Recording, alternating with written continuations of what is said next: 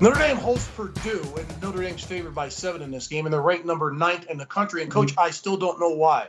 They go to overtime at Florida State. They beat Florida State by 3. Florida State then turns around and loses to Jacksonville State. And then they host Toledo at home where they're trailing at halftime. Toledo, of all people, almost beat Notre Dame at home. If they don't get it done with quarterback Jack Holmes, and he's a tough guy, he hung in there and got it done right at the end, they get upset. That's the number 9th ranked team in the country. Are you kidding me?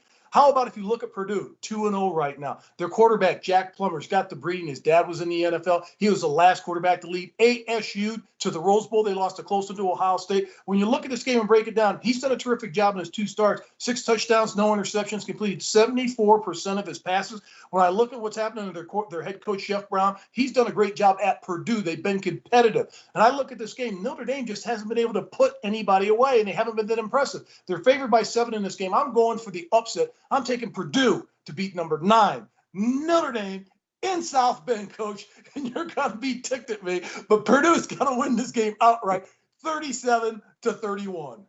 Well, with that prediction, you might need to see a psychiatrist. But let's really look at Notre Dame.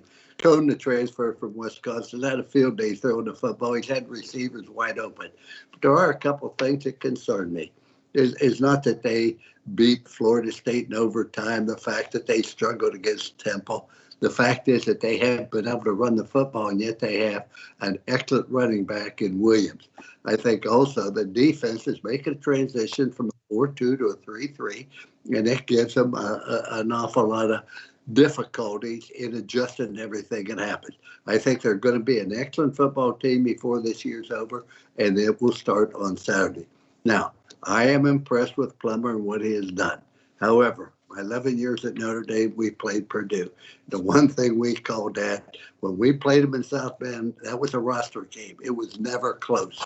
However, when we went to West Lafayette, we struggled for our lives. But I think that Notre Dame wins this game very easily. Let's remember this.